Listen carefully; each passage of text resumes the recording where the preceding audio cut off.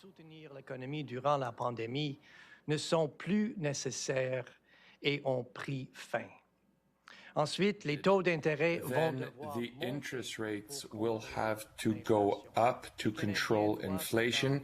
Canadians should expect a series of increased rates. Finally, it is complicated to reopen the economy after multiple waves of COVID-19, but Canadians can be sure that the Bank of Canada will control inflation and bring it back to the target. Needed to support the economy through the pandemic are no longer required, and they have ended. Second, interest rates need to increase to control inflation. Canadians should expect a rising path for interest rates. And third, while reopening an economy after repeated waves of COVID is complicated, Canadians can be confident that the Bank of Canada will control inflation. We are committed to bringing inflation back to target. Let me take each of these in turn. The bank's response to the pandemic has been forceful. Throughout, our actions have been guided by our mandate. We have been resolute and deliberate, communicating clearly with Canadians on our extraordinary measures to support the economy and on the conditions for their exit. When we introduced emergency liquidity measures to support core funding markets, we said they would end when market functioning was restored. And they did. When we launched quantitative easing, we said it would continue until the recovery was well underway. And as the recovery progressed, we began tapering QE and ended it in October.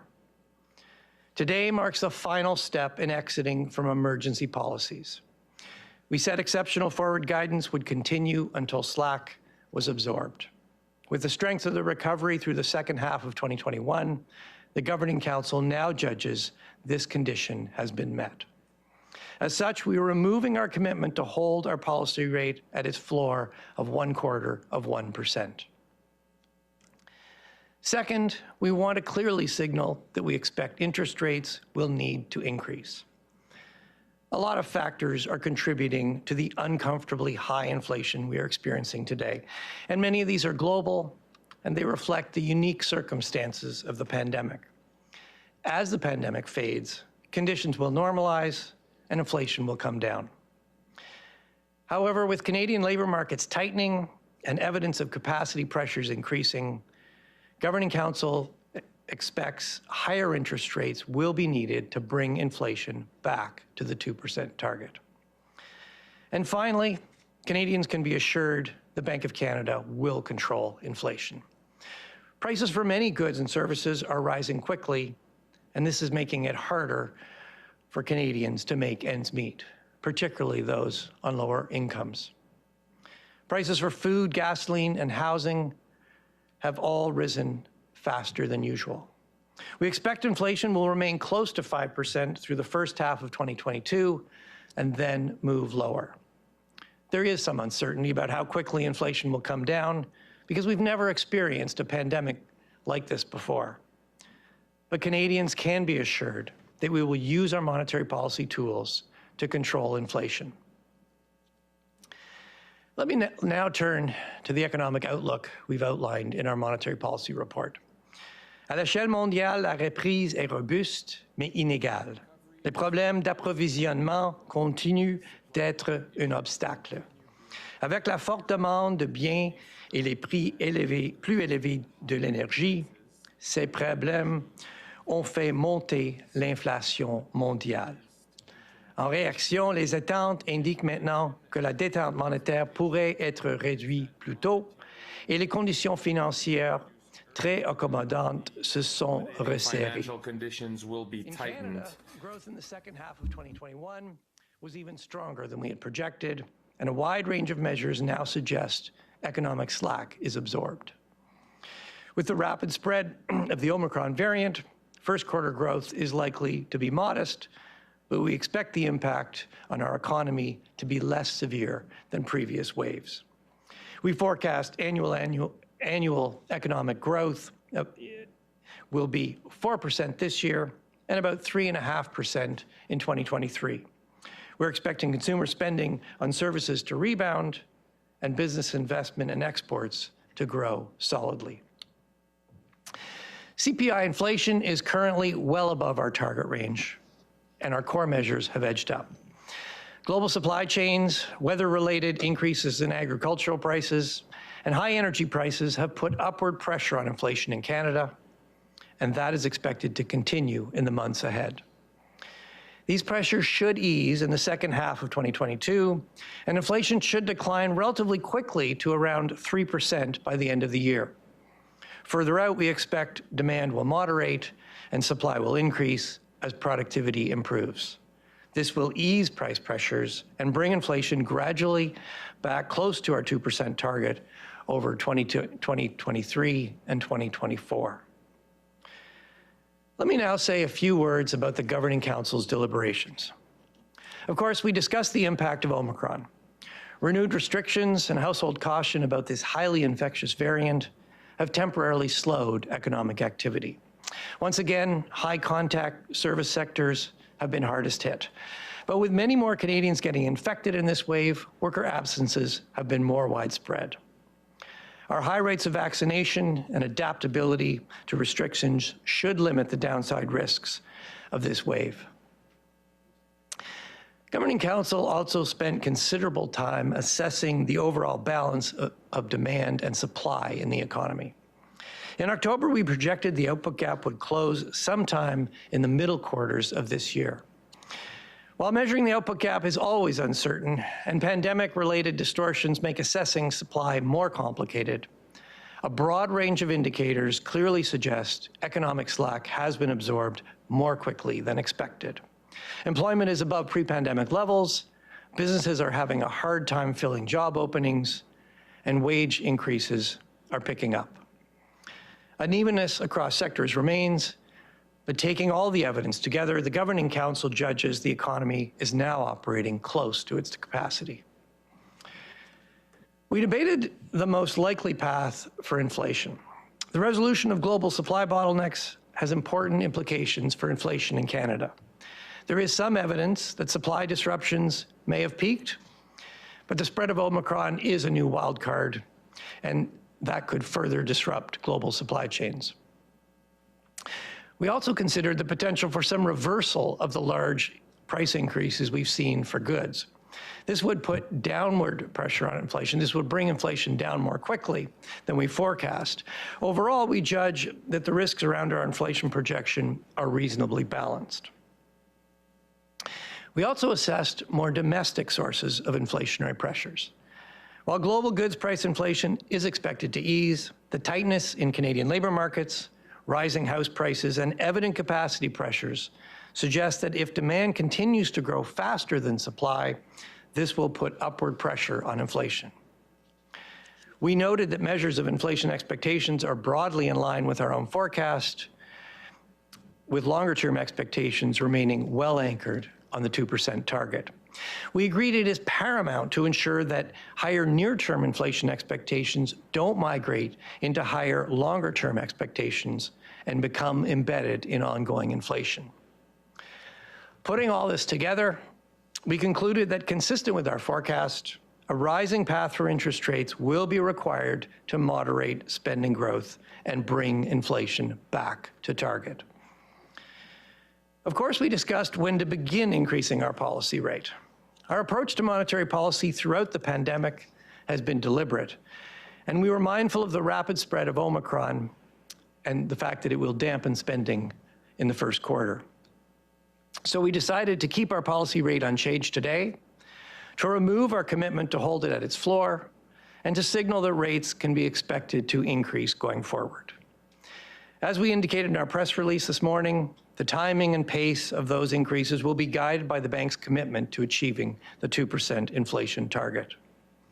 Nos actions ont été bien réfléchies depuis le début de la pandémie.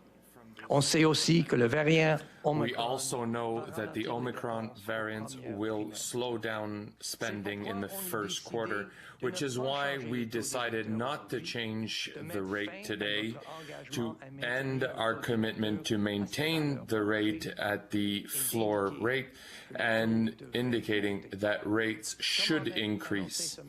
As we've announced this morning, the moment and the rhythm of hikes will be guided by our engagement of attaining 2% inflation targets. For almost 2 years now, we have told Canadians we would keep our policy rate pinned at its floor until slack is absorbed. With slack absorbed more quickly than expected, it's time to remove our extraordinary forward guidance. This ends our emergency policy settings and signals that interest rates will now be on a rising path. This is a significant shift in monetary policy, and we judge that it is appropriate to move forward in a deliberate series of steps.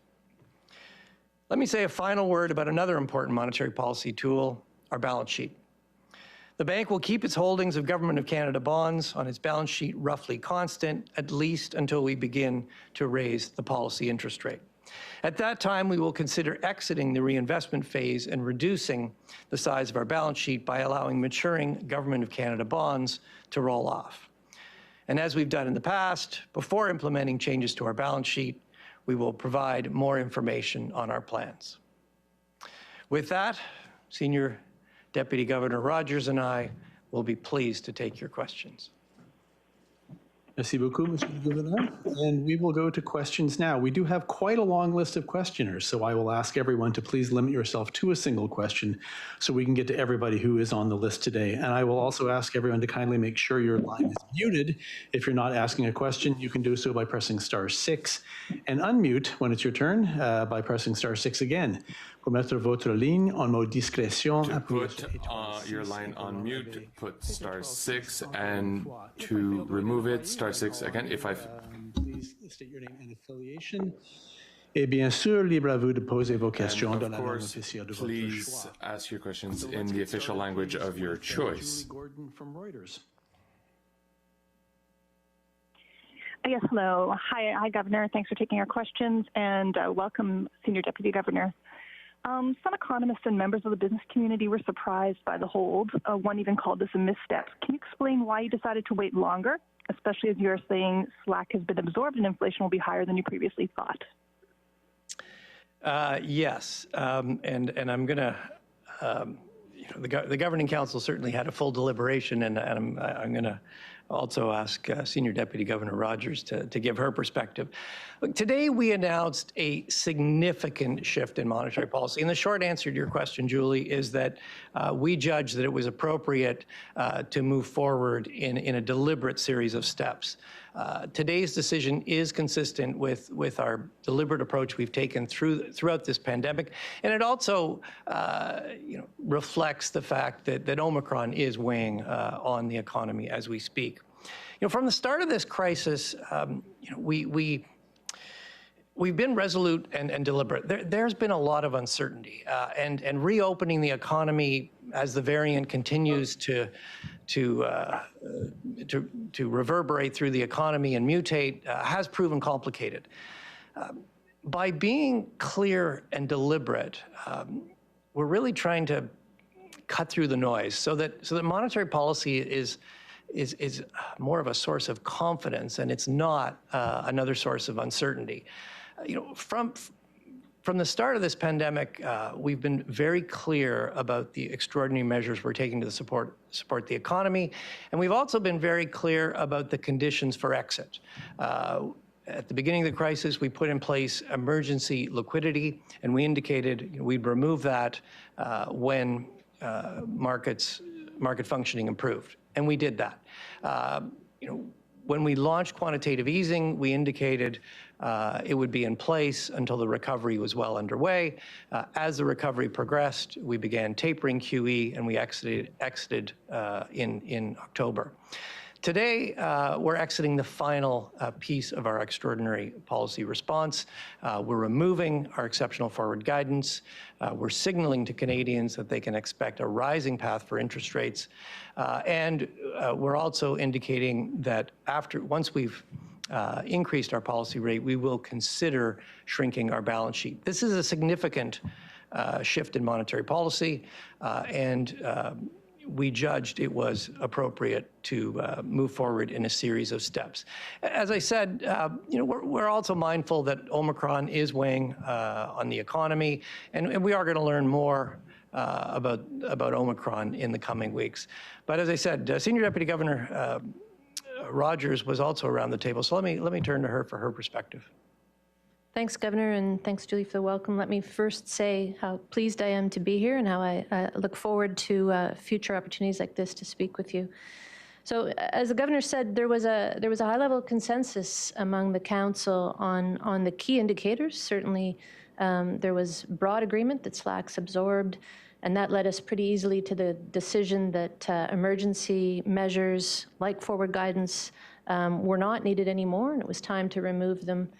And to the message to Canadians that we need to, that we're on our way to a rising path to interest rates. So those decisions, they were considered carefully, but there was a very high level of consensus. And then, as the Governor said, Omicron weighed on the Council's decision.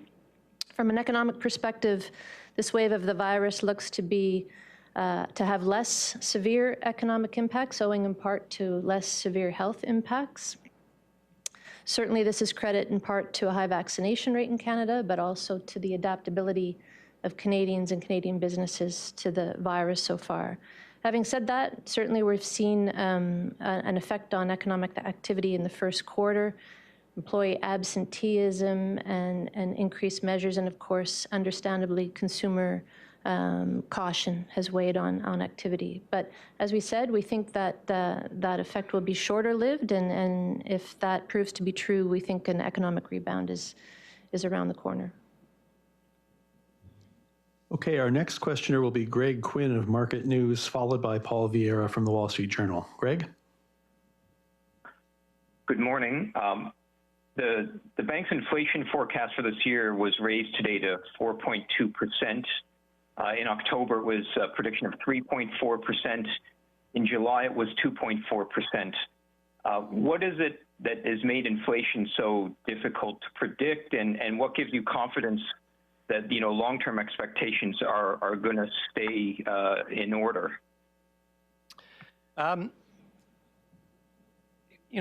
I just outlined, much of the inflation we're seeing today really reflects global factors and the unique circumstances of the pandemic.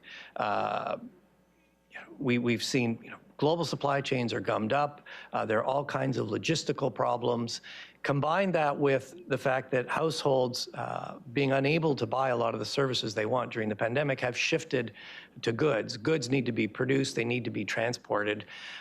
And given the disruptions in global supply chains, that has all put upward pressure on goods. So, goods prices are rising much faster than normal.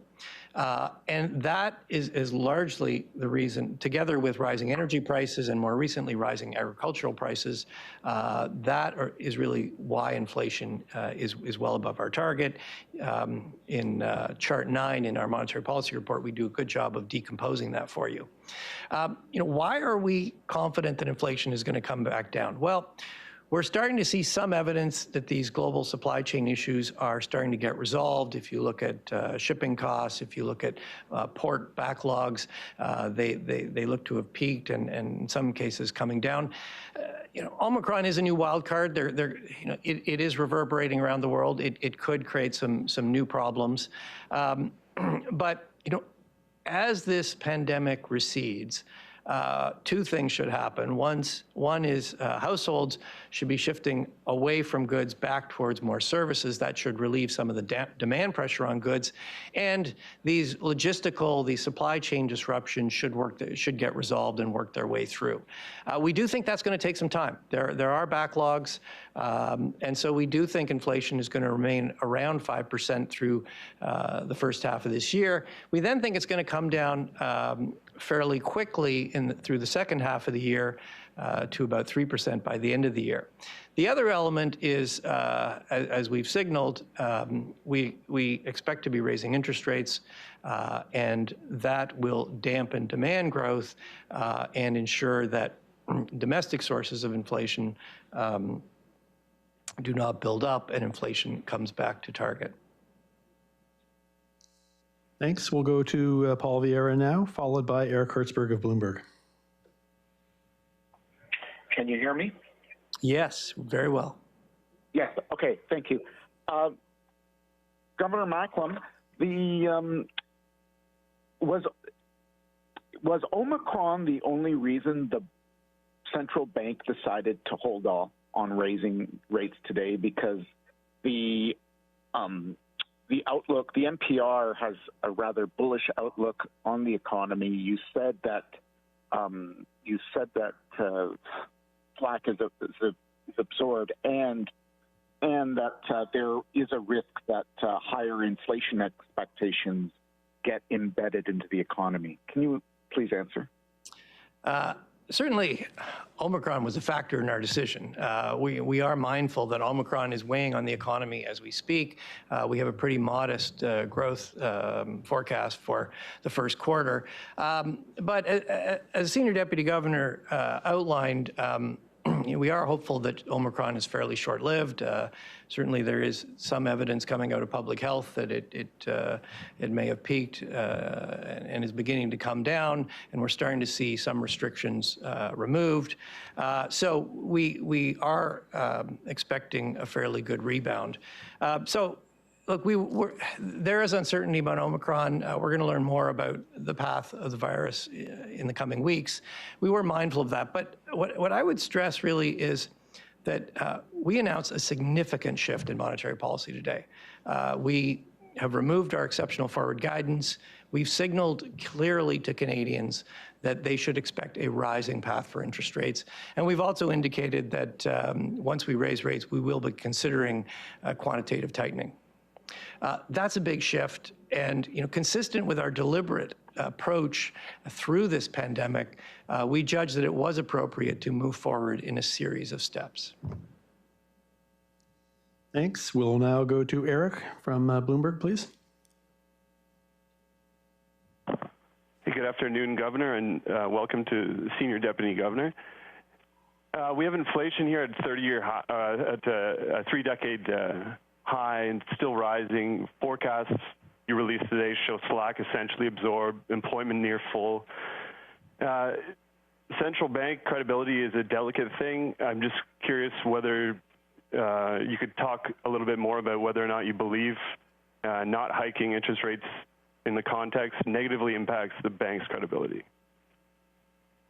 I think we've been very clear today that we've announced a significant shift in monetary policy. We have signaled very clearly to Canadians that they should expect a rising path. The time for emergency policy settings is over.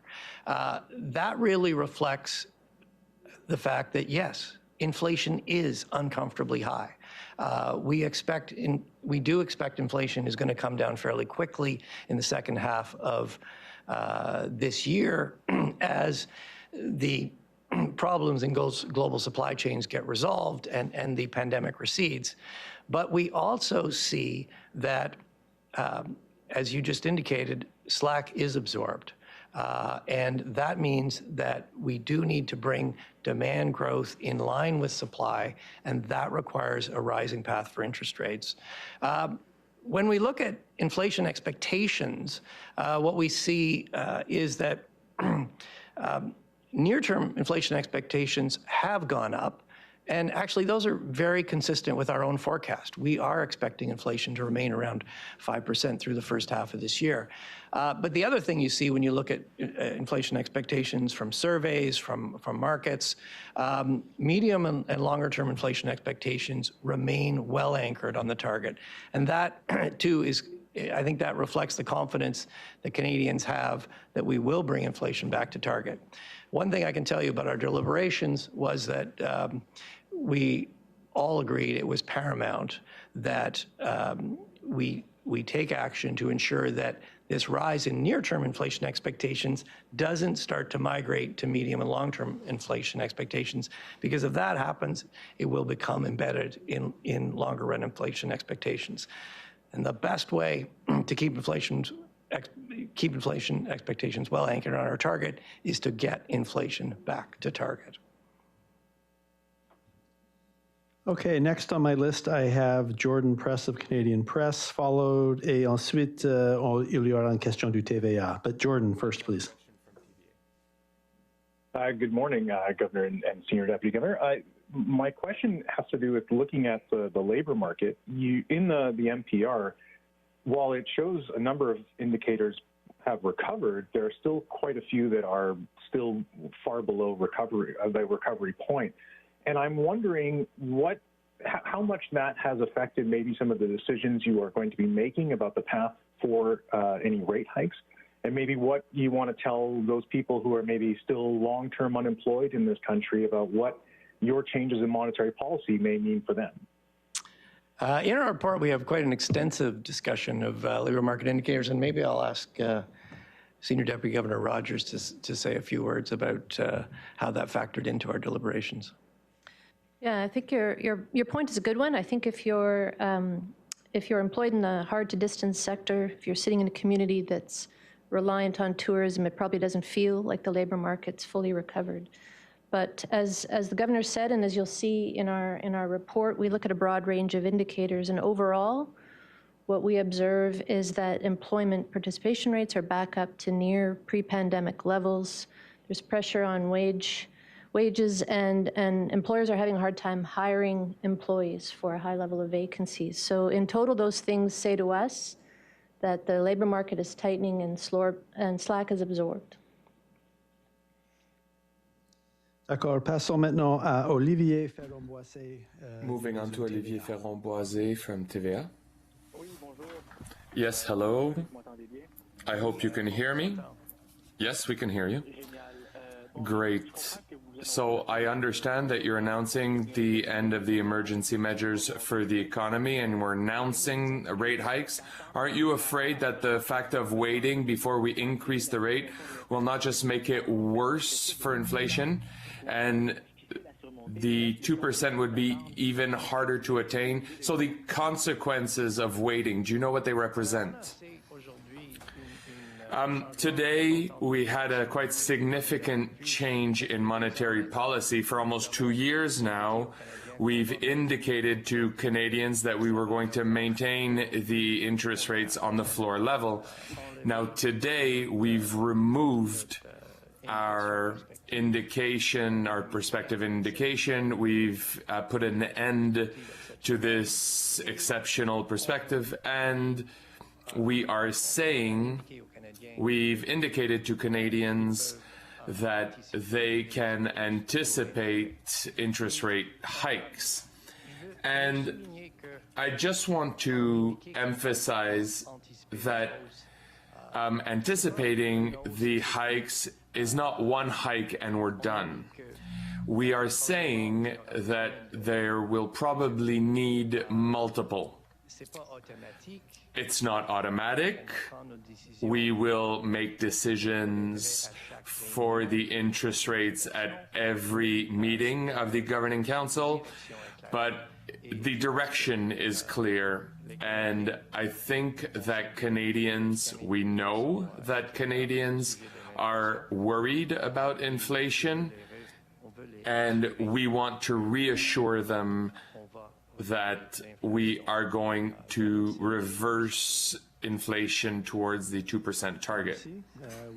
Thank you. Brendel of the Globe and Mail, followed by Michelle Zadikian of BNN. Mark? Hi there, can you hear me? Yes, Mark. Fantastic. Thanks for taking the question, and welcome, Senior Deputy Governor. As you say, we're entering a rate hike cycle. Rates are going to start going up in the next little while. How high do they need to go to get to a point where the bank is no longer stimulating the economy and you're kind of getting back to neutral? Mark, I think we've really been quite clear today that interest rates, everybody should expect interest rates to be on a rising path. I'm not here to validate the market curve, and I'm not here today to tell you, exactly how fast or how far they're going to go up. But, a path does signal a few things. First of all, as I just indicated in French, a path is not one move. A path is a number of steps. Secondly, a path, the path doesn't mean we're on autopilot. It's not automatic. And we will be assessing at each meeting. A path doesn't rule out that you would take a few steps and then we might pause and assess progress. Those are decisions we're going to need to take moving forward. The other thing I'd say about the idea of a path is we are starting from exceptionally low interest rates. And when you start at the effective lower bound and you're indicating a path, the implications for interest rates are pretty straightforward. There needs to be a series of steps. As you get further down that path, the decisions will become more finely balanced, will become more data dependent. So, I think the message is pretty clear. We're on a rising path. How far and how fast, those are decisions we'll take at each meeting, depending on economic developments, depending on our outlook for inflation, and what we judge is needed to bring inflation back to target. Thanks. We'll go now to Michelle from BNN, followed by Rule of Epoch Times. Michelle. Hi there, can you hear me? Yes, Michelle. My question is, on BNN, we've had a lot of mortgage experts saying that there's been an increased demand for variable rate mortgages. So some of these borrowers are thinking the bank is not going to hike as much as the market thinks. What would you say to those people? I'm going to ask Senior Deputy Governor Rogers to take this question. Yeah, thanks, Michelle. So, as the governor said earlier, we're not in the business of giving financial advice, whether to take a fixed or variable mortgage rate. As it relates to housing, I think our forecast is clear what we see the path for housing to look like. Housing activity has been elevated for a while now in Canada, and housing affordability has been a persistent problem. You can attribute it to a number of things. Certainly low interest rates is one of those factors. A recent spike up in prices has also brought investors into the market, more investors into the market. That's something the bank has published research on recently. Overall, the bank's view is that the most important thing that will restore balance to the housing market in Canada is an increase in supply. Supply has not kept pace with demand, and we think that's an important thing that needs to happen. So we're encouraged by recent conversations in that direction. But overall, coming back to the forecast, we think housing activity will stay elevated for a while. Certainly, our message today that interest rates are on a rising path will feed through to mortgage rates and likely moderate demand over time.